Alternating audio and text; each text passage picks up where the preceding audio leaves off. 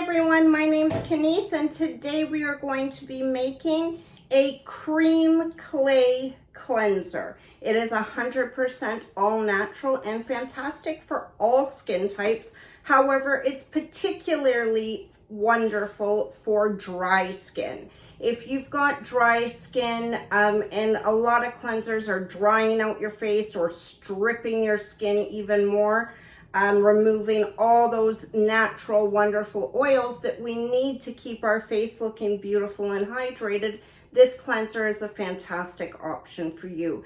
It's really easy to make and I'm going to walk you through it. Now keep in mind, today I am making this for demonstration purposes. When I do demonstrations, I do not wear gloves. I have washed and sanitized my hands as well as my equipment. You want to make sure that you're sanitizing your equipment with 70% isopropyl alcohol. The reason that you're going to be using 70% over 99% is because 99% alcohol absorbs or evaporates much quicker than 70% does, and it doesn't give it adequate time to really sanitize your equipment. I do this prior to the video. I will do a separate video on sanitizing your equipment and how to do so properly, but I just find when I do it with a video demonstrating a product, it just takes too long. So we're going to start by weighing out our phase A ingredients. Our phase A ingredients are our oil soluble ingredients. So I've chosen capric caprylic triglycerides MCT for our lipid in this formula. It's really lightweight. It's fantastic for all skin types. And we're not using very much of it. The exact percentages for this formula are posted on Patreon as well as in my VIP Facebook group. We are then going to be using Riddlemuse SCG, which is a Cosmo approved all natural emulsifier. It is an anionic emulsifier. It's important to get to know your charges for your emulsifiers. Then we're going to go in with Olive M1000, again 100% natural Cosmo approved emulsifier.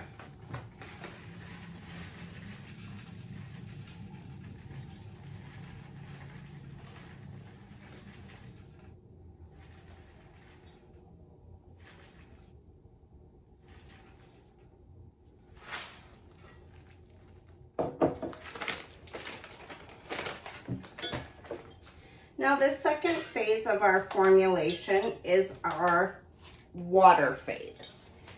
This includes all water-soluble materials. We're going to start with water.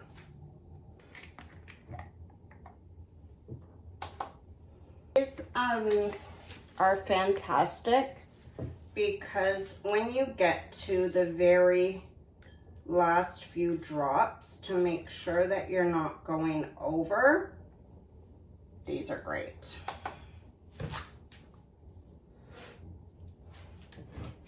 I've added panthenol. It's also 100% natural. For those of you that aren't familiar with it, it's what's known as provitamin B5.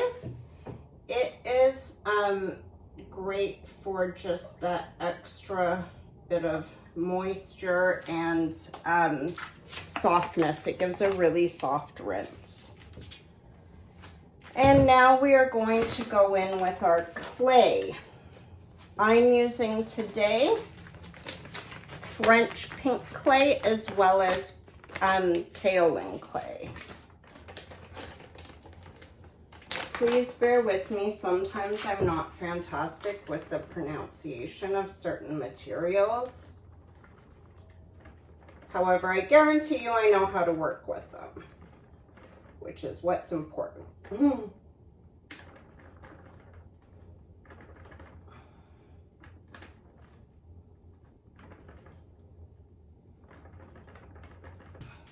I'm adding some beetroot powder. Again, it's an all-natural ingredient. I'm doing it just to add a little bit of additional color to this formula. And now we're doing phase B2, which is our glycerin.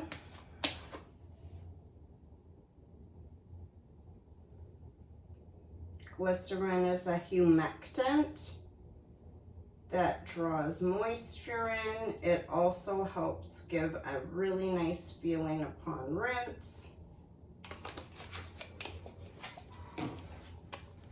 Xanthan gum, an all-natural gum. In this case, it's being used as a rheology modifier, which helps your emulsion not separate. So when you get your glycerin and your xanthan gum, okay, this is what your xanthan gum and your glycerin will look like. You're going to want to whisk them or stir them together, and you'll see the gum will fully dissolve. The reason you don't want to do this straight into your distilled water is because it will clump and cause fish eyes, which are really, really hard to get rid of. And then you're gonna have this is our water phase with our clays in it. You're going to want to pour this in. You'll see it goes in really nicely once you've created that slurry. These are whey boats. They're available on Amazon. They're really affordable and they make life so easy. It's one less thing to have to wash clean.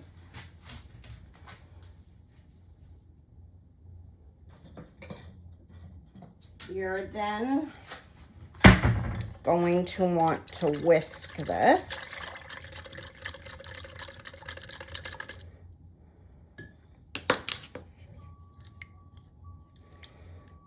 And just get all those sides that have splattered up. So you're gonna see it's not as thick as you might think it would be with adding the clay. And we've got a good amount of clay in there, which really helps cleanse the skin without stripping your skin. Now we're going to place this on a hot plate. If you don't have a hot plate, you can do this in a double boiler setting. I find hot plates much easier. Sorry, I hit the tripod and I've got you guys shaking. It's really important that you have a thermometer. Thermometers are absolutely critical when formulating cosmetics. Temperatures are everything. You cannot just heat until it's warm. It just doesn't work that way. You will end up really sad with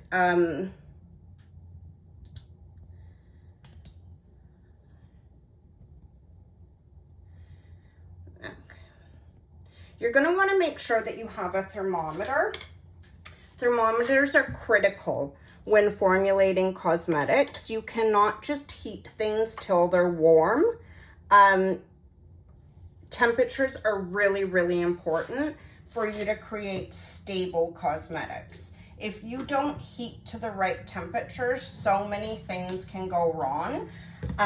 One of them being you will end up with separated products. The other being the ingredients that you've added just won't work because you've added them at too high or too low of a temperature, and it's just going to deem the material ineffective. things like preservatives, it's really important that you add them at the right temperatures. If you add them even a degree too high, your preservation system is just not going to work. So you're going to heat your water phase, and only your water phase. You're going to want to do that until it reaches 85 degrees Celsius. While that warms, I will pause and we will be back. Okay, so we're getting really close, or actually we're at 85, over 85, but I like to stir it before just to double check. You want to make sure the entire mixture is at the temperature that you're aiming for, which in this case is 85. It is, so you can remove your thermometer now. And we're going to add our Phase B ingredients to this, our Phase A, which is our water phase. You can't heat these separately because there's not enough lipid in them, and if you do, your emulsifiers are going to burn and you're not going to be very happy. You're going to have wasted your materials and not have a good product. So now you're going to whisk, and you want to whisk until, let me try to get you guys over. You want to whisk until everything is melted, okay? See how everything is uniform? You don't have any of those waxy emulsifier pieces. You can clean up the sides of your beaker afterwards. Just want it to be nice and smooth. Okay, so you're gonna stir until all of that waxy emulsifier is melted. And you see how that's like all uniform now?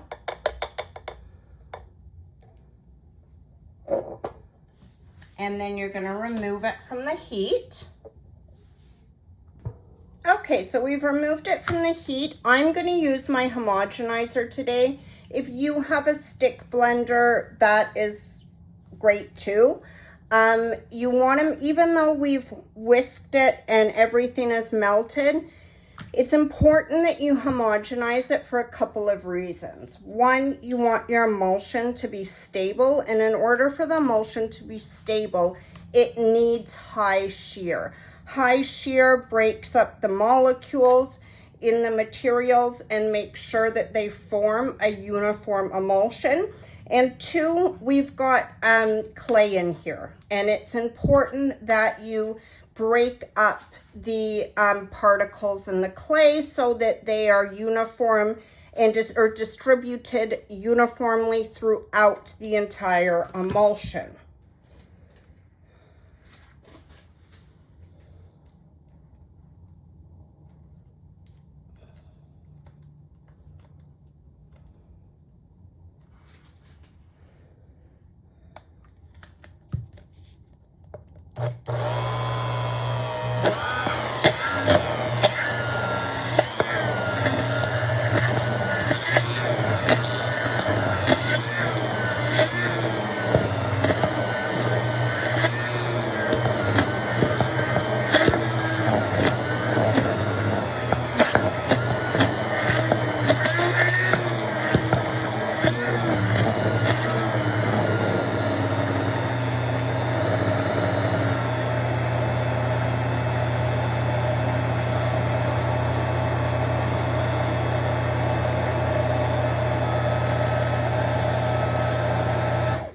Now, if you're using a stick blender, you want to make sure that you rest the motor of it. It does not matter what type of stick blender you've purchased. You will blow the motor if you do not rest it while you're emulsifying products. I'm using the Misio homogenizer, which I don't need to rest as often as I do a stick blender because it's built to for cosmetic formulation. A stick blender, you want to turn it on for 30 seconds, rest for 3 to 5, and then turn it back on. With this, I can rest it every minute to 2 minutes.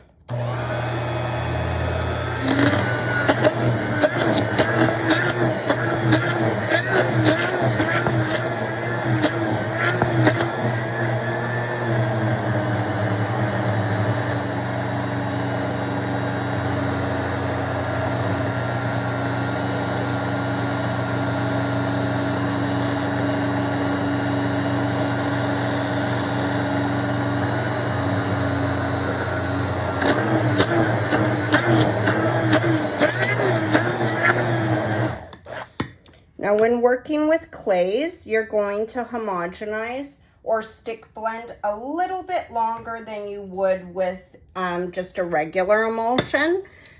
So with a regular emulsion, I would have been good with doing this for 30 seconds with a batch this size, but because I've got these clays in here, you want to do it a bit longer, okay?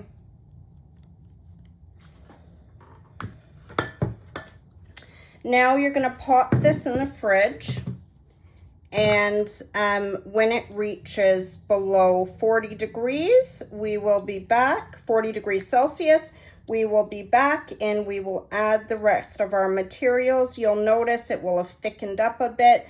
It will not reach its full viscosity for 24 hours, but as it cools, you will notice a difference in the viscosity of this.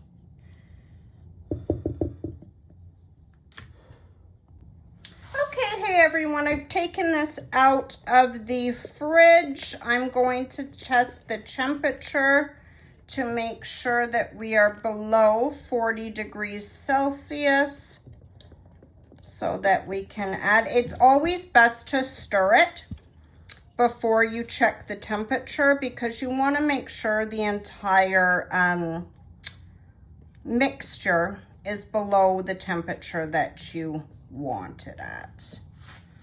You can see it's already thickened up quite a bit since we popped it in there, and it will thicken up a lot more over the next 24 hours.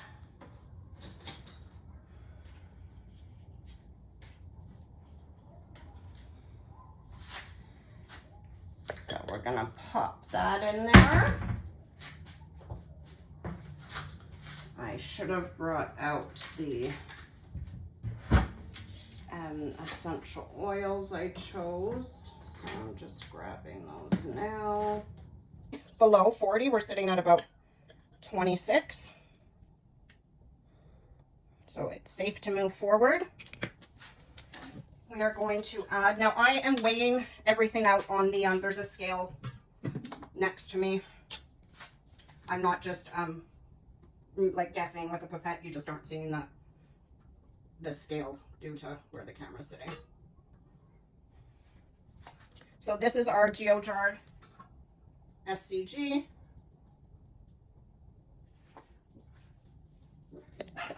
That is done. Now we're adding our phenoxanol or phenoxyethanol, sorry. Again, I'm not the best with pronunciation sometimes, but I am good at working with the materials, which is what matters. So there's our phenoxyethanol. Now we are adding bergamot essential oil.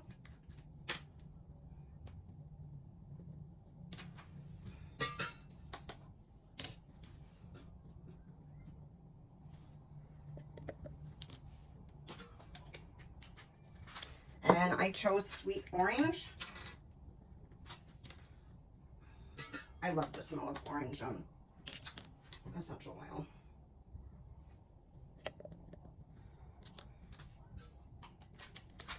And then vitamin E, and make sure that it's vitamin E mixed tocopherols.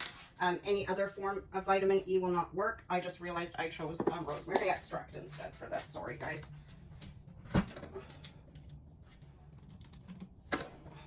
So rosemary extract also works for oxidization, as well as mixed tocopherols does, okay? I measured this in a weigh boat instead. And that's just because of how the bottle is for my particular rosemary extract. And I also chose chamomile extract.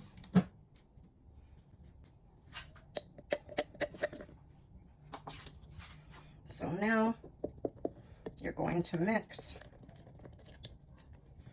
Now I'm gonna pop mine under my overhead. I understand not everybody has an overhead, and that's okay. You could use your stick blender here again, just for any tiny little clumps that have, and there's very few, but that have come about from just from it being cooled. So my overhead will get rid of that really easily. If you don't, so will your stick blender. And then I would, you could jar this in, or you could bottle it, sorry, in a bottle with a disc cap, or you could tube it.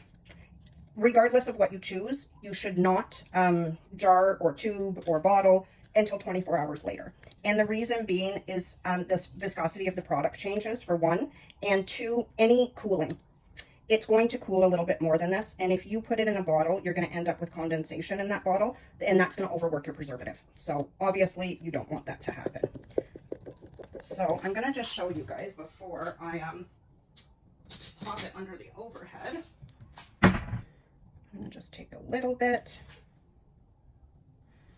and show you guys how it cleanses. So it does create what's called microfoam. So it's very, you don't get like those big bubbles, but it is really cleansing. And the clay helps cleanse, but so does your anionic emulsifier combined with your non-ionic in this case. So that creates our microfoam that we are seeing there. And that's it. And then you'd rinse, and I'm just going to pop this under the overhead for a few minutes, and I will bottle it tomorrow. Happy formulating. I just want to pop on and show you guys how this is already really thickening up. See the difference in it? You could also add exfoliants at this time if you wanted to. You could add pumice, jojoba beads, apricot shells, coconut shells, whatever exfoliation you have in mind, you could add right now, except of course ones that aren't suitable for the face, like sugar. But it's just such a beautiful texture now. And that's going to apply much better than it did in my first demonstration. So let's do a quick demo again for you guys on an actual wet hand this time.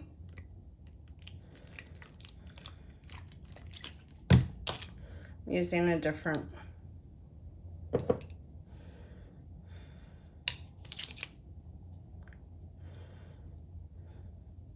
so you can see it really is going to do a wonderful job.